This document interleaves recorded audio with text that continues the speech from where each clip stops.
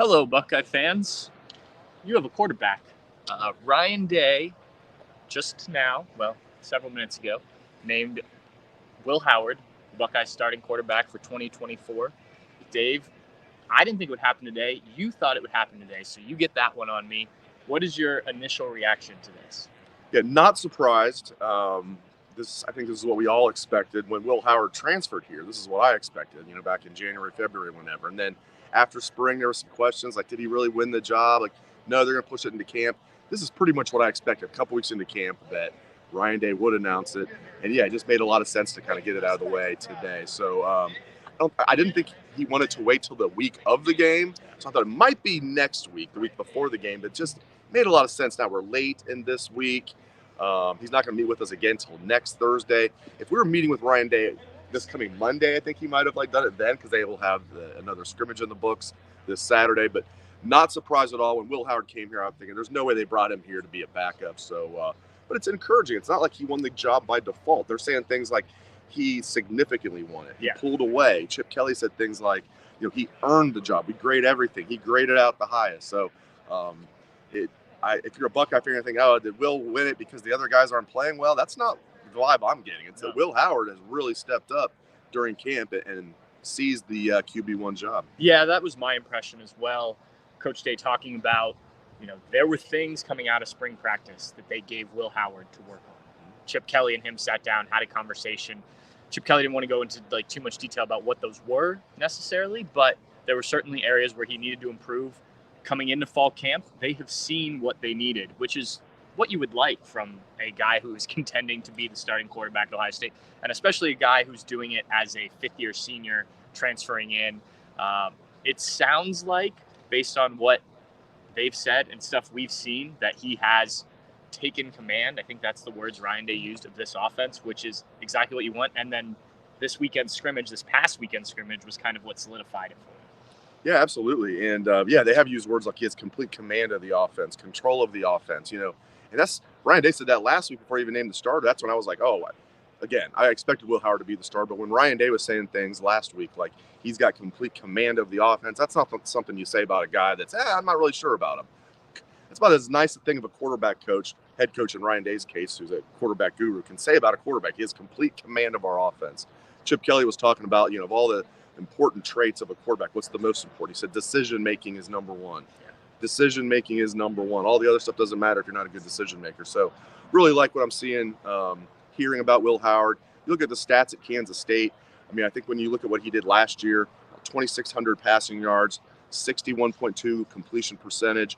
I think you can expect that to go up significantly playing in a Ryan Day, Chip Kelly offense. Another year of experience with Will Howard, throwing to better receivers. Having these two running backs that might be the best 1-2 punch in the country. I look for his numbers to go up. I think he's going to, especially in a longer season, I think he's going to throw for 3,000 yards. I expect 30 touchdowns and 300 rushing yards. I kept it simple. So 3,000 passing yards at least or more. Again, long season, 30 touchdown passes or more, 300 rushing yards or more. Yeah. And about a 65% completion percentage. You think about the fact that his top target last year was a tight end who is a good tight end, right?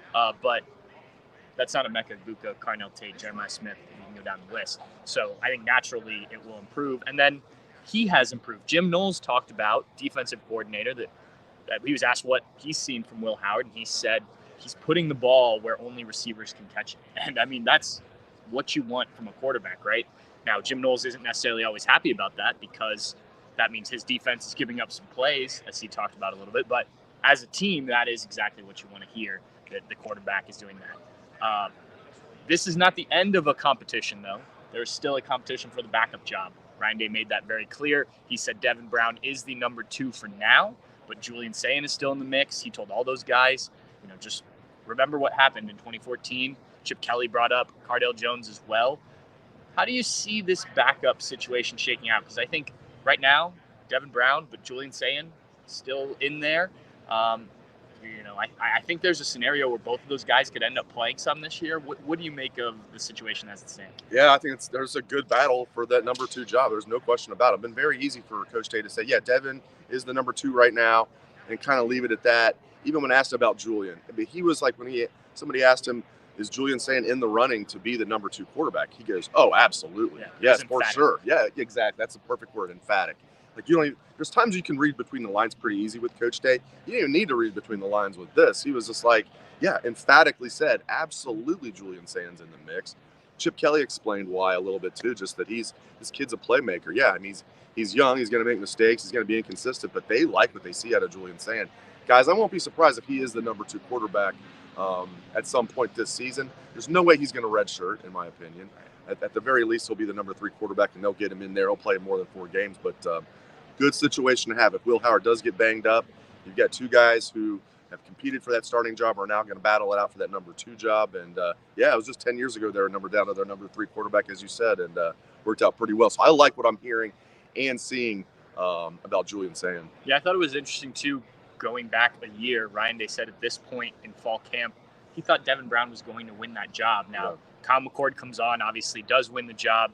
Devin Brown gets hurt once he does develop a role, but it's just interesting that Devin Brown, things have not worked out the way that he wanted to, but you continue to hear enough good things about him, and we see some good things about him that if he has to go in a game, I'm not overly concerned that he can, move the ball for the Buckeyes. And Julian Saint too. I just think Devin Brown has obviously been in the program longer and has some experience, at least in the college game.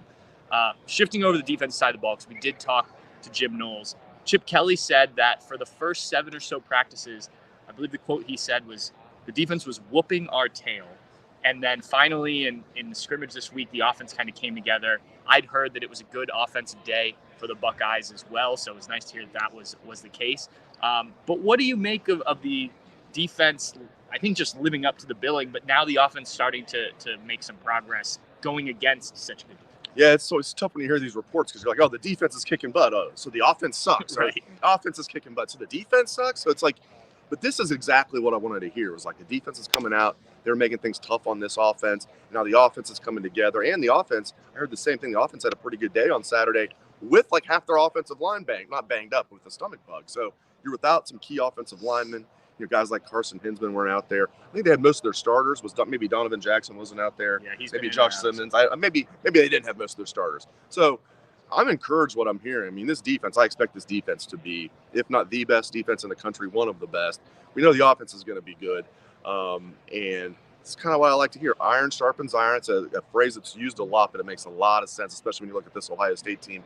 One of the most talented offenses we've seen from top to bottom. Obviously, we've seen better quarterbacks. I'm very high on Will Howard. We've seen better quarterbacks come through. We've seen better offensive lines. Have we seen a better offense overall? Probably. We've seen a better offense overall at Ohio State. Have we seen a better defense overall? Maybe. You look at 2002. It's hard to argue against 2002. Every defensive starter on that national championship team was drafted. Most of them were first, second, or third round picks. There was a couple guys that were late picks, like Donnie Nicky. Most of those guys were first, second, or third round picks. And the first guy coming off the bench was A.J. Hawk as a freshman. So there's been a lot of good defenses come through here. 96, the birth of the Silver Bullets. So I don't know if it's going to be the best defense Ohio State's had. It will be one of the best. So, man, I'm excited. And I like hearing that the offense and defense are kind of like going back and forth, because you wouldn't want to hear defenses completely dominating the entire time. And this is kind of what I wanted to hear. I think it was interesting. Jim Knowles was asked just about the team in general. A guy who's been around college football, and obviously there's a lot of talk about, to your point, the talent on this team.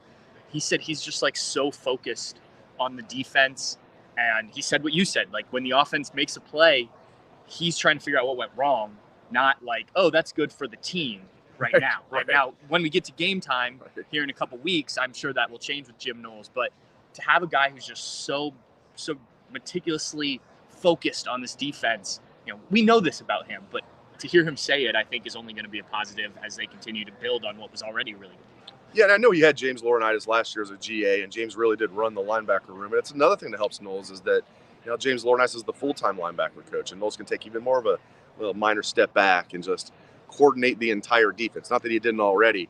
And again, James really ran the linebacker room anyway, but now Jim's able to, watch more of the total defense. And entering year 3, year 2 is better than year 1. Year 1 was pretty good. Everybody's like, oh, if Ohio State can have a top 20 defense, they're going to be. And they had a top 10 defense that year. Last year, top 3 defense. Played a bunch of terrible offenses, but whatever. So better in year 2 than year 1. I think they're going to be better in year 3 than year 2. So everything's been Jim Knowles has been a home run hire. I think if he hasn't already proven that, he's going to prove it this year. Yeah, a couple other things we should hit on quickly. The offensive line, Ryan, they didn't really have much updates in terms of guys starting, though it does sound like Tegra Shavola is taking over that right guard spot. That was my biggest takeaway. Tegra sounds like he's really coming on. Yeah. I mean, Coach Day was asked about, are you moving him around to have him ready if you need him at tackle? And he was like, no, we're kind of keeping him focused at right guard, which I think tells you a lot. I still think Seth McLaughlin is probably your guy at center, though Carson Hinsman, when he hasn't been sick, I think is going to battle him for that job. And that may be something that continues throughout, but not a bad problem to have.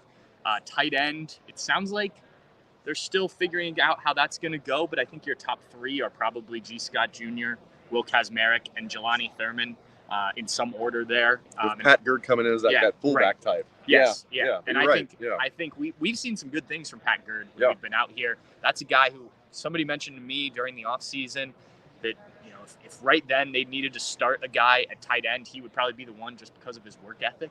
And these other guys have had to come along, and I think we've started to see that. Any other positions we didn't talk about that they brought up? Yeah, I mean, they talked a little bit about Will linebacker, and I think it's pretty simple to me. I mean, Sonny's going to start.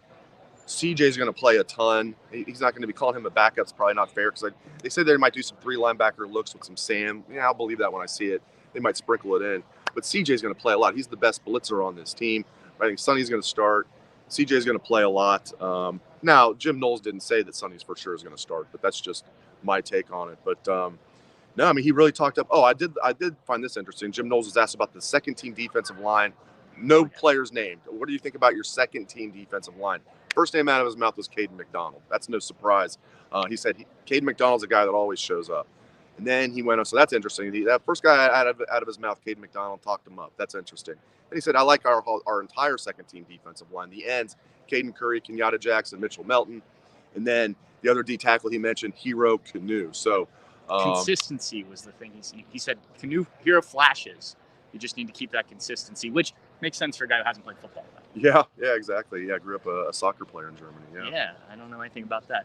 You did ask about punt returning. Yes, I wanted to know. I'm actually glad I didn't get the first question because I wanted to know about special teams if I got the first question. Although last year I got the first question when he announced the quarterback and I asked about offensive line. What are you going to do? And he gave you a little shtick for that. He did. He gave me a little. Dave.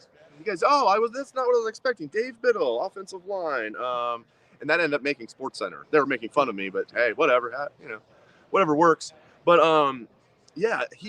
So I wanted to ask about punt return, kick return. I get asked this all the time. Who's going to be the punt returner? Who's going to be the kick returner? My answer was always, I don't know. If they got like a bunch of fast guys on this team, find somebody. Which has been the case for years. What they've been doing the last few years cannot happen. So guys that were back there, he mentioned a Mecca punt returner. Mecca's back there. They don't know who their guy is yet, but a Mecca's back there. Carnell Tate's back there. Jeremiah Smith is back there. Jaden Ballard. You mentioned anybody else? Maybe Bryson Rogers. Am I leaving anybody out? Brandon Ennis. He even brought up Travion Henderson as a guy. That was a kickoff returner. Okay. And then a kickoff returner he mentioned Travion back there. I was like, really? Like, you can't find me a young guy to put back there that can just – now, ball security is the most important thing that can just bust one. I don't need my starting running back there or running back 1B or however you want to I think Quinshon's going to be the best running back, but Travion's right there. So they got to figure that out. They're not sure about punter yet. I think it's going to be Anthony Veneri, the young man from Buffalo. But McLarty, the big 6'7" kid from Australia's got a big leg. They also have Joe McGuire, also from Australia.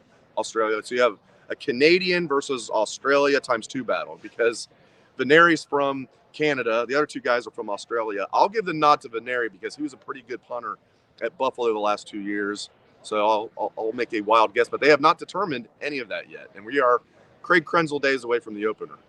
Real quick, when we've talked so much about special teams and the lack of returns for touchdowns or big returns over the last several years, do you think that puts pressure on them to do a guy like a Mecca or a guy like Travion back there to try and get, put that behind you, get those big returns, get those touchdowns? And, maybe they're saying, look, we're willing to risk some of our starters because this has become such a thing for Ohio State.